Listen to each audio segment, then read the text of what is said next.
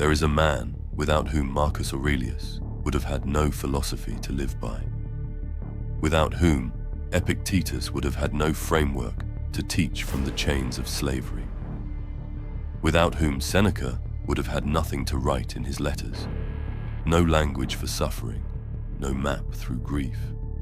His name was Chrysippus, and almost no one knows who he is.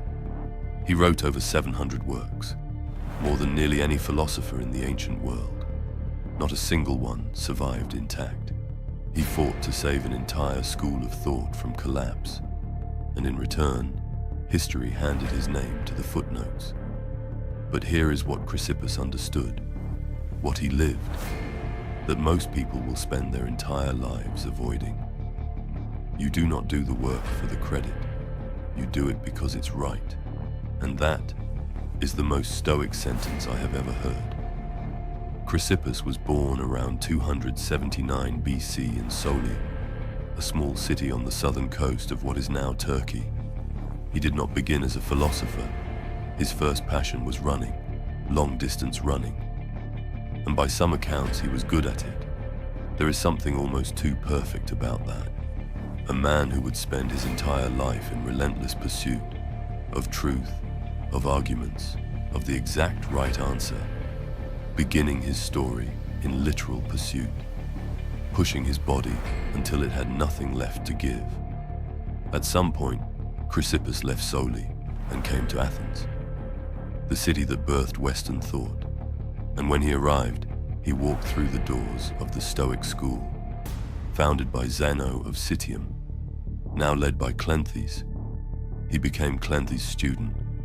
Now, Cleanthes was a good man, a deeply moral man. He had held the school together through sheer force of character, but he was not a fighter. And the enemies of Stoicism had knives out. The academics, led by the sharp and ruthless Arcesilaus, were dismantling Stoic arguments one by one. Logic, epistemology, the nature of knowledge itself. They were winning. Cleanthes didn't have the answers. Chrysippus did. He threw himself into the work like a man possessed. He debated. He wrote. He constructed arguments so dense, so meticulous, so airtight, that entire schools of thought were forced to retreat.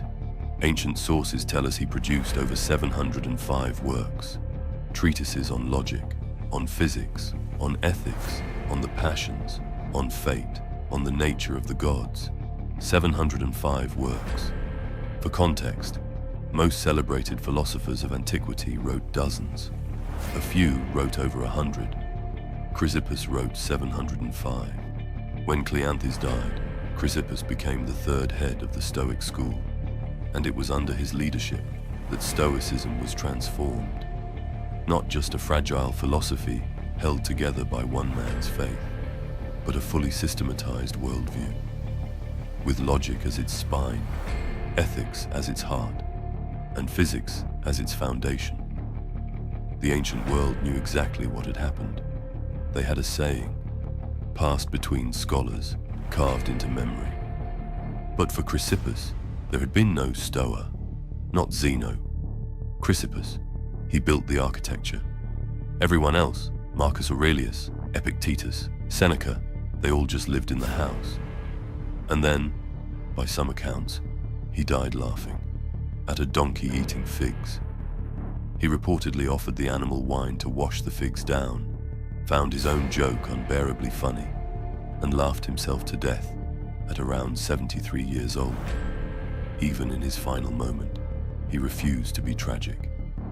So what did Chrysippus actually teach? His work covered everything: logic, language, ethics, cosmology. But there is one idea that cuts through the centuries like a blade.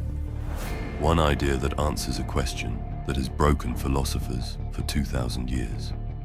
The cylinder.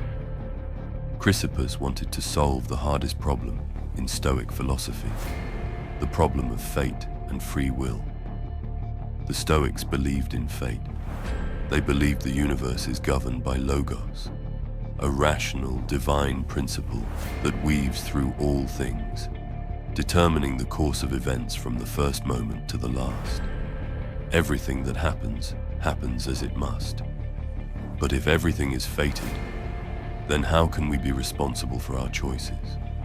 How can a man be blamed for his failures or praised for his virtue if the whole story was written before he was born?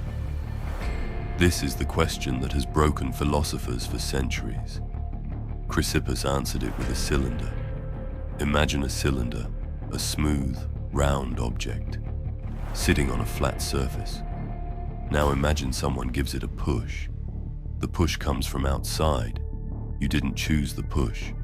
You didn't choose when it came, how hard it hit, or what direction it sent you. That push, that is fate. That is the circumstances of your life, the family you were born into, the losses you did not ask for, the moments that arrived uninvited and broke something inside you. You did not choose any of that. But here is what matters: the way the cylinder rolls. That comes from the cylinder itself, its shape, its weight, its nature.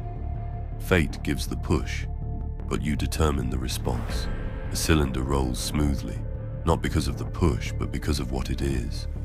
A jagged, uneven object tumbles and crashes, not because of the push, but because of what it is.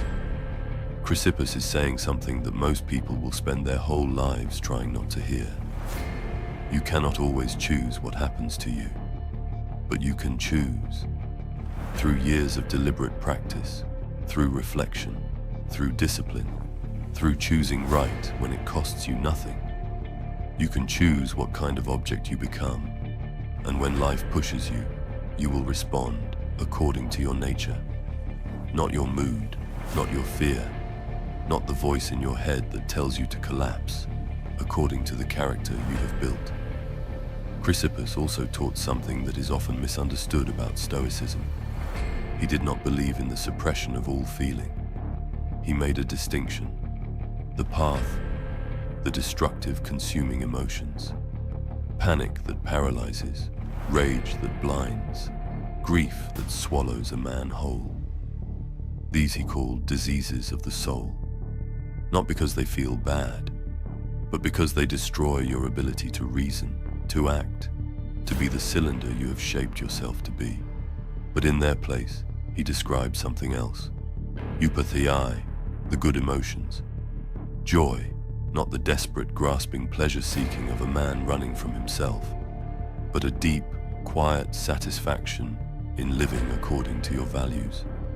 Caution, not fear, not paralysis, but wise, careful judgment.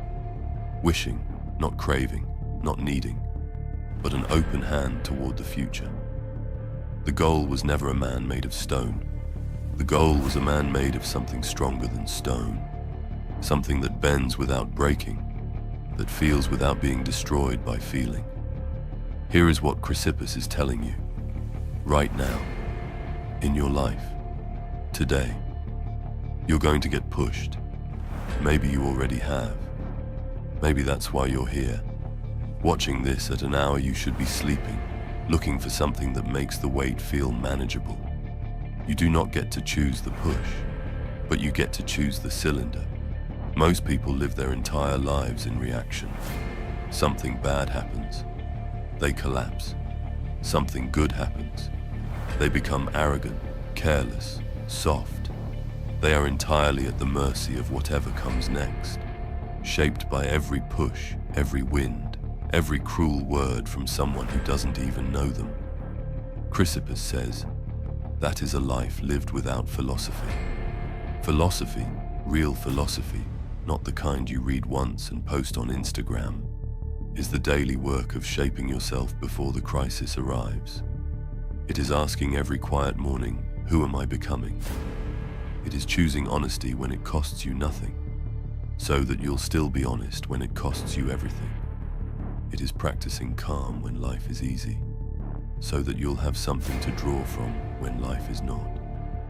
It is showing up with patience, with discipline, with integrity, not because anyone is watching, but because that is how you shape the cylinder.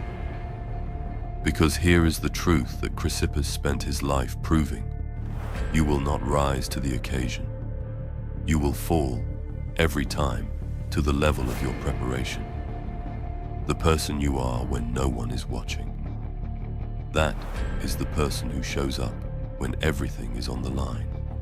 The cylinder does not change its shape in the moment of the push. It is already what it is. Chrysippus spent 50 years shaping his. He wrote 705 works. Not for himself. Not for the recognition. Not for the statues. He wrote them for people he would never meet. For a general who would govern an empire on horseback. For a slave who would teach freedom from a broken body. For a writer who would face death with a pen in his hand. For you. He never asked whether history would remember him. He already knew the answer, and he kept working anyway. That is what it looks like to actually live your philosophy. Not just believe it, not just quote it. Live it. 705 works. Not one of them survived. The man who saved Stoicism from extinction, who fought its battles, built its arguments, gave it the structure that would carry it through 2,000 years, left almost no trace of himself. His name is in the footnotes. His face is on no famous statues. The philosophy he bled for, it wears other names. And if you told Chrysippus that, if you sat him down and said, "You will write more than almost any man in the ancient world," none of it will survive. The philosophers you made possible will be the ones remembered, not you. I think he would have nodded and kept writing. Because he wasn't building a legacy.